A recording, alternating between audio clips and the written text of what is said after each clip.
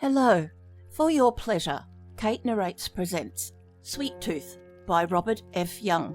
The aliens were quite impressed by Earth's technical marvels. They found them just delicious. Sugardale, 3 miles. The state highway sign said. Dexter Foote turned into the side road that the arrow indicated. He had no way of knowing it at the time, but by his action he condemned his new convertible to a fate worse than death. The side road meandered down a long slope into a wooden hollow, where a breeze born of cool bowers and shaded brooks made the July afternoon heat less oppressive. A quantity of the pig that had been with him ever since setting forth from the city departed. There were worse assignments, after all, than riding up a fallen star.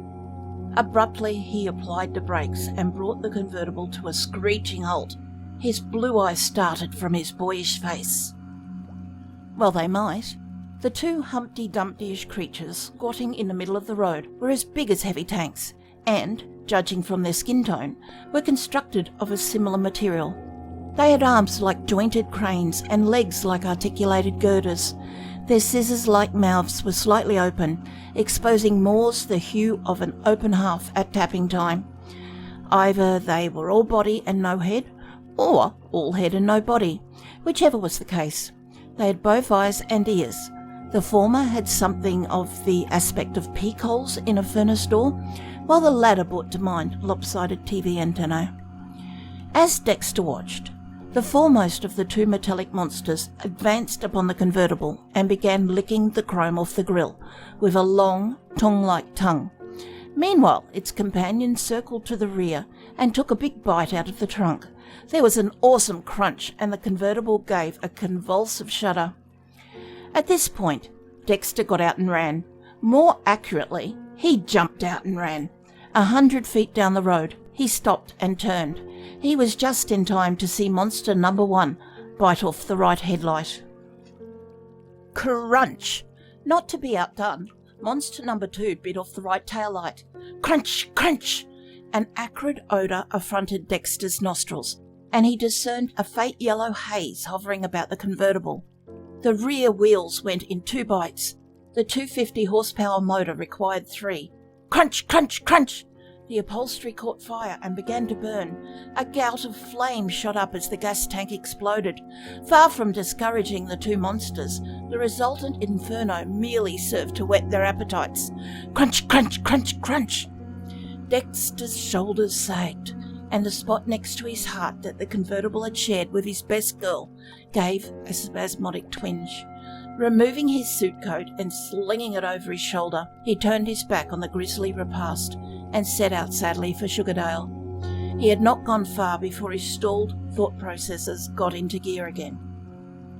The falling star he had been assigned by his editor to write up had been an unusually brilliant one, according to the report the paper had received.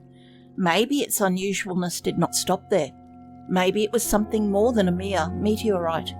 Certainly the 2 monsters could not be classified as local woodland creatures. All of which was fine as far as Cobby was concerned, but it didn't bring his convertible back. Presently he saw 2 sizable deposits of slag at the side of the road, and approaching them more closely, he discovered that they were still warm. Could they be the remains of a previously devoured automobile? He wondered. What an ignominious fate indeed to overtake a car. He looked at the 2 deposits once more before moving on. All he could think of were 2 piles of elephant dung. A mile and a half later, he emerged in a small valley that sported a handful of houses, a scattering of business places, a church or 2, and a goodly number of trees. A roadside sign informed him that he had reached his destination, that its population was 350, and that its speed limit was 20 miles per hour.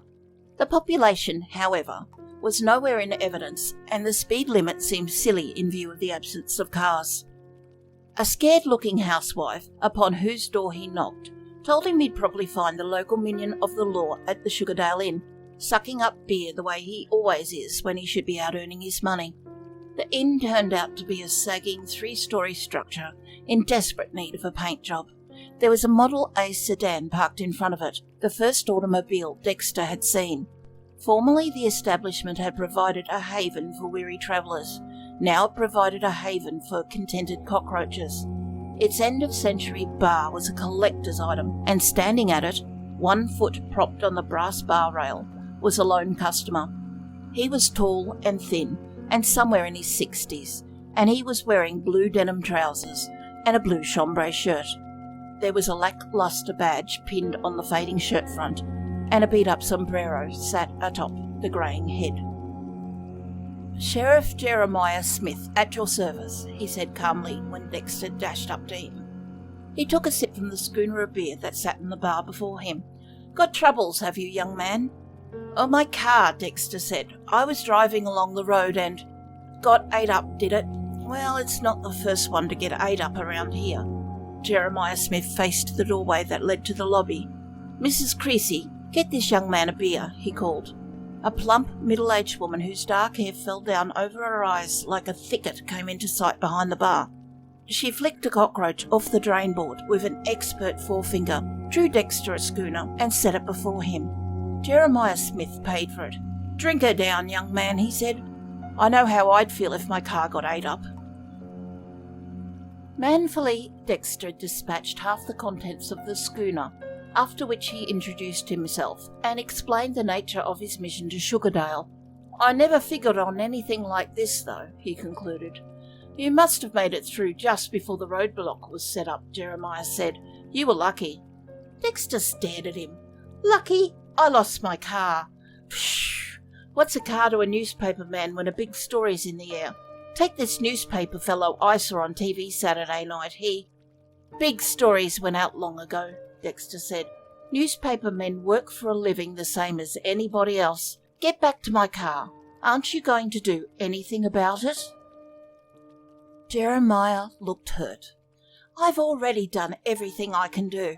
The minute I saw those tanks, I knew it was a job for the army, and the state police agreed with me.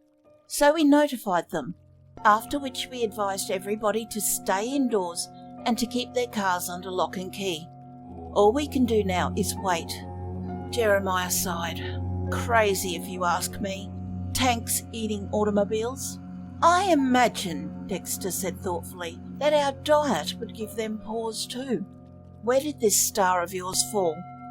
"In Ed Hellam's North Timber Lot. Take you there if you like. There's not much to see though, just a big hole in the ground." Dexter finished his beer. "Come on," he said. The Model A parked in front of the inn turned out to be Jeremiah's. They took off down the road at a brisk pace, wound through woods, dales, pastures, and fields. Dexter hadn't the remotest idea where he was when at last Jeremiah pulled up beside a grove larger and darker than the others. The old man squinted into the lengthening shadows. Seems to me them auto-eating tanks ought to make better reading than the common ordinary fallen star." Halfway out of the car, Dexter stared at him. "You mean to tell me you don't see the connection?" "What connection?" Dexter got the rest of the way out. "Between the automobile eaters and the spaceship, of course." Jeremiah stared at him. "What spaceship?" "Oh, never mind," Dexter said. "Show me the fallen star." It was in a clearing deep in the woods, or rather, the crater-like hole it had made was. Peering down into the hole, Dexter saw the dark, pitted surface of what could very well have been an ordinary, if unusually large, meteorite. There was nothing that suggested an opening of any kind, but the opposite wall of the crater did look as though some heavy object had been dragged, or had dragged itself, up to the level of the clearing. The underbrush showed signs of having been badly trampled in the recent past. He pointed out the signs to Jeremiah. "See how those saplings are flattened? No human being did that. I'll bet if we follow that trail, we'll come to the remains of the first car they consumed. Whose car was it, by the way?" "Mrs. Hopkins' new Buick. She'd just started out for the city on one of her shopping trips. She was so scared when she came running back into town. Her hair was standing straight out behind her head. Maybe, though, it was because she was running so fast." Abruptly, Jeremiah leaned forward and squinted at the ground. "Looks almost like a big footprint right there, don't it?" He straightened. "But if the darn thing is a spaceship, like you say, how come it buried itself?" Because whoever or whatever was piloting it didn't or couldn't decelerate enough for an orthodox landing, Dexter explained. Lucky it hit the clearing. If it had hit the trees, you'd have a forest fire on your hands. Jeremiah looked worried. Maybe we'd better be getting back to the road. I feel kind of guilty leaving my Model A sitting there all alone. Dexter followed him back through the woods and climbed into the front seat beside him. The road took them to the main highway, and not long thereafter, Jeremiah turned off the highway into another road, a familiar road, heralded by a familiar sign that said Sugardale, 3 miles. 2 slag deposits marked the spot where once Dexter's proud convertible had stood. He gazed at them sadly as they passed. Suddenly, Jeremiah brought the Model A to a screeching halt. The 2 desecrators of the American dream incarnate were in the midst of another repast. The victim this time, judging from the still visible star and the OD colour scheme, was an army staff car. The grille and the motor were already gone, and half of the roof was missing. Yellow haze enshrouded the sorry scene, and the countryside was resounding to a series of horrendous crunches. Do you think if I sort of zoomed by we could make it? Jeremiah asked. I hate to go all the way around the other way. I'm game if you are, Dexter said. The 2 monsters didn't even look up. You'd think my Model A wasn't good enough for them, Jeremiah said peevishly.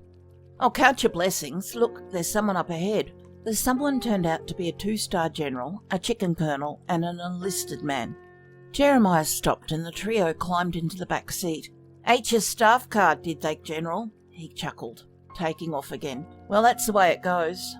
The name, said the general, whose middle-aged face had a greenish cast, is General Longcomb, and I was on my way to Sugardale to reconnoitre the situation before committing any troops to the area.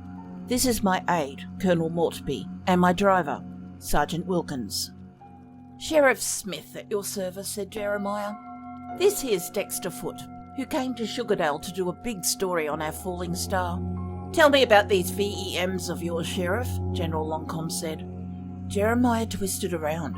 VEMs? Vehicle-eating monsters, Colonel Mortby interposed. He was a small man with a pleasant youthful face. It's standard Army operating procedure to give an object a name before investigating it. Oh, Jeremiah twisted back yet again, save the Model A from going into a ditch with a Herculean yank on the wheel. Well, Dexter here seems to think our falling star is a spaceship, and that they landed in it, and I'm inclined to believe he's right. After seeing the VEMs in person, I'm inclined to believe he's right myself, Colonel Mortby said.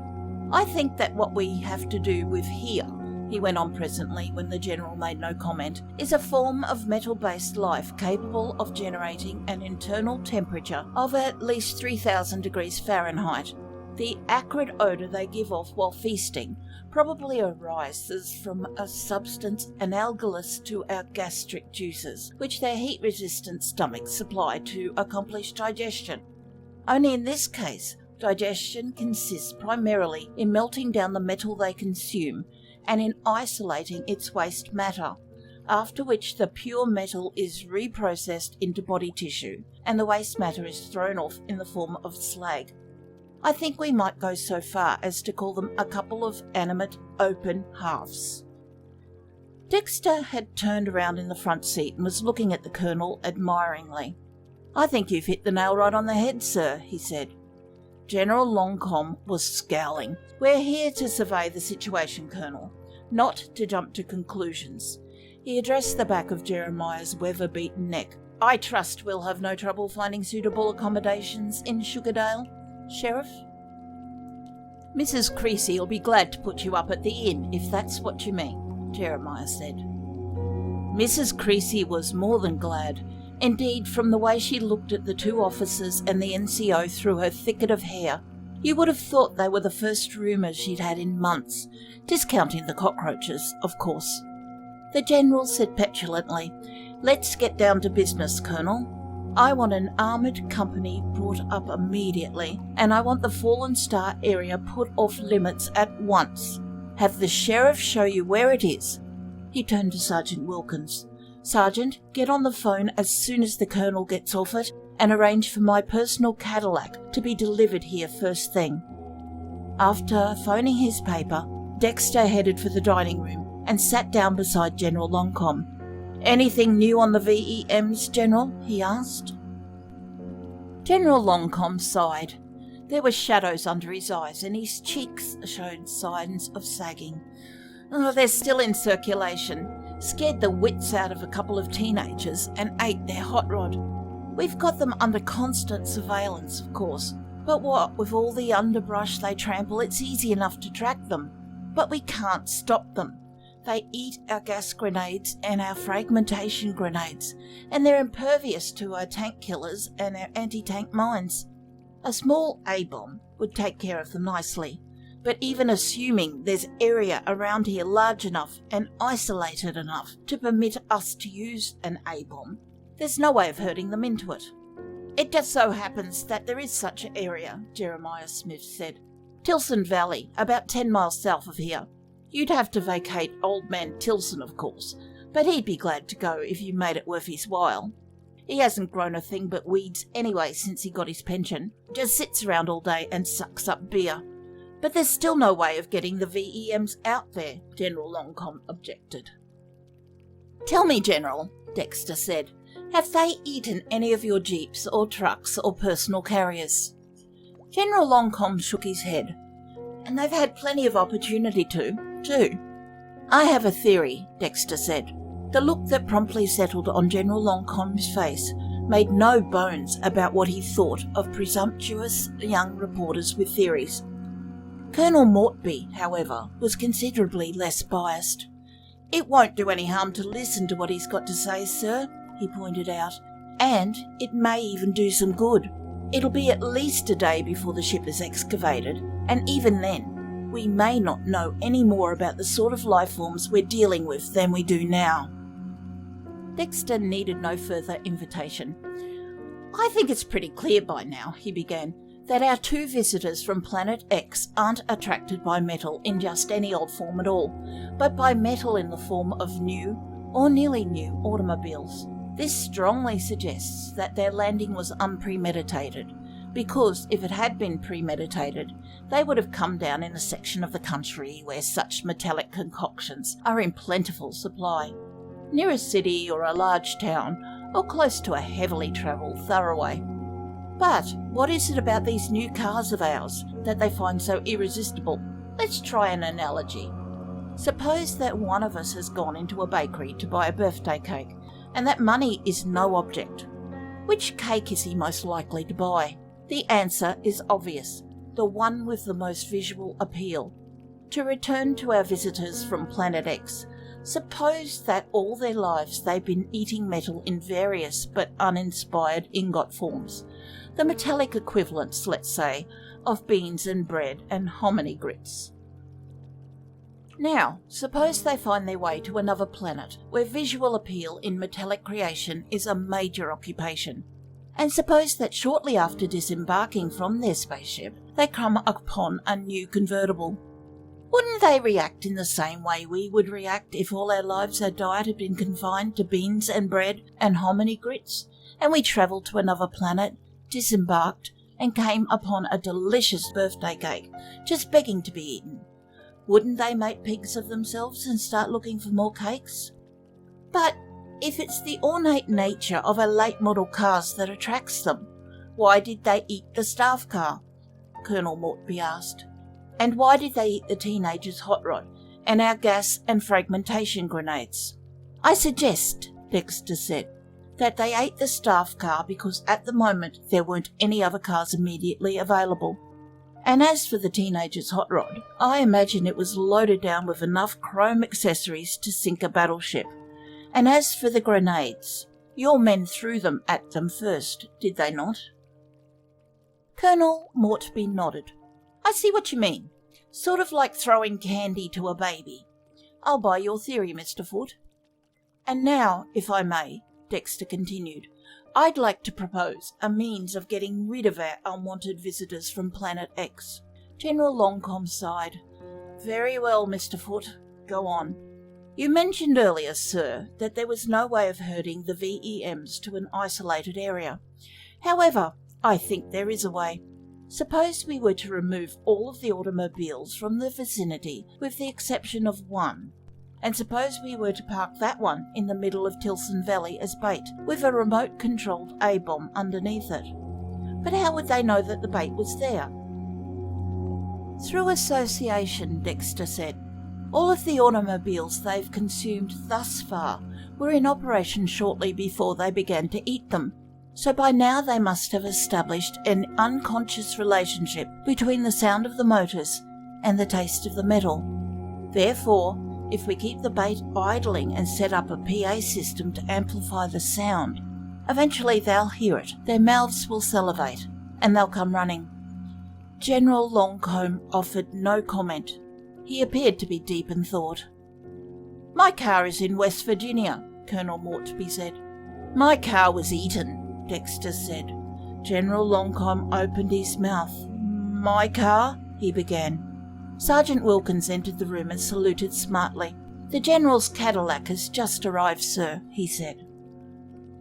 Old Man Tilson cooperated readily enough, once he was assured that he would be indemnified not only for his ramshackle house, but for the young mountain of beer bottles that stood in his backyard, and the command post was moved forthwith to the lip of the valley. Jeremiah Smith was allowed to go along as an observer, and Dexter was accorded a similar favour. By evening, everything was in place. The Colonel's Cadillac, parked in the valley centre, had something of the aspect of a chrome-bedizened lamb resting on an altar of crabgrass, buttercups and mustard weeds. Surrounding it were half a dozen floodlights. Suspended over it was a microphone. Standing next to it was a pole supporting 3 PA speakers, and located several 100 feet away was a TV camera. Beyond this impressive display, Old Man Tilson's homestead could be discerned, and beyond the homestead rose his mountainous collection of beer bottles. Colonel Mortby came out of the command post tent and walked over to where Dexter and Jeremiah were standing, looking down into the valley. He handed each of them a pair of cobalt blue glasses. If you're watching the blast, make sure you wear these, he said, raising his voice above the amplified purring of the Cadillac's motor. You'll be glad to hear that the 2 VEMs are already on their way, Mr. Foote. Our walkie-talkie squad just called in. However, the creatures move so slowly that they probably won't be here before dawn. Dexter came out of a brown study. One thing still bugs me, he said. Why should 2 members of a race of extraterrestrials, technically intelligent enough to build spaceships, behave like a pair of gluttonous savages the minute they land in another planet? But you explained that, Jeremiah pointed out. They just can't resist eating American automobiles. I'm afraid I got carried away by my analogy. Civilized beings simply don't go running across the countryside the minute they land and start grabbing up everything that strikes their eye. They make contact with the authorities first, and then go running across the countryside and start grabbing up everything that strikes their eye. General Mortby grinned. You've got a good point there, Mr. Foote. Well, I'm going to see if I can't grab 40 winks or so. It's been a trying day. Me too, Jeremiah said, heading for his Model A. Left alone, Dexter wedged a flashlight in the fork of a little tree, sat down in its dim radiance, got out a pen and notebook, and began his article. The Solid Cheese Cadillac, he wrote, by Dexter Foote. Dawn found him dozing over page 16. There they are, someone shouted, jerking him awake. The someone was General Longcomb. Joining him, Dexter saw the 2 VEMs. They were moving relentlessly across the valley floor toward the helpless Cadillac. Jeremiah came up, rubbing his eyes. Colonel Mortby could be discerned through the entrance of the command post tent, leaning over a technician's shoulder. The 2 VEMs reached the Cadillac and began licking off the chrome with their long, tongue-like tongues. General Longcomb went wild. He waved his arms. Monsters, he screamed. I'll blow you to Kingdom Come personally, and stomped into the tent. Dexter and Jeremiah started to put on their cobalt blue glasses. Abruptly thunder sounded, and a shadow darkened the land. Looking skyward, Dexter saw it. The ship, the saucer, whichever word you cared to apply to it. But whichever noun you chose, you had to prefix it with the adjective gigantic, for the ventral hatch alone, which had just yawned open, was large enough to accommodate the Sugardale Methodist Church. In the command post tent, the general, as yet unaware of the UFO's presence, was giving the countdown in an anguished voice. 2! In the valley, the two VEMs were trying vainly to extricate themselves from a huge metallic net that dropped over them. 1! On the lip of the valley, Dexter Foote was grappling with an insight. 0! It wasn't a dud after all, General Longcombe said. They cancelled out the chain reaction with some kind of array. I wonder. He shook his head wistfully. What a weapon, though. He and Colonel Mortby and the tech were standing by the chrome-stripped carcass of the Cadillac. Dexter and Jeremiah had just come up. My theory turned out to be a little bit off-centre, Dexter said. You see, I overlooked the possibility that our children aren't necessarily the only galactic small fry who run away from home and get themselves in Dutch. My birthday cake analogy still holds true, but I would have done better to have compared our late model automobiles to appetising candy bars or Easter baskets filled with jelly beans and chocolate chickens. The General regarded him blankly. I'm afraid I don't follow you at all, Mr. Foote. Did you ever turn a pair of hungry kids loose in a candy store, sir? Understanding came into General Longcombe's eyes then, and he turned and gazed sadly at his chromeless Cadillac. I wonder if they have castor oil on Planet X, he said. I bet they have its equivalent, grinned Dexter Foote.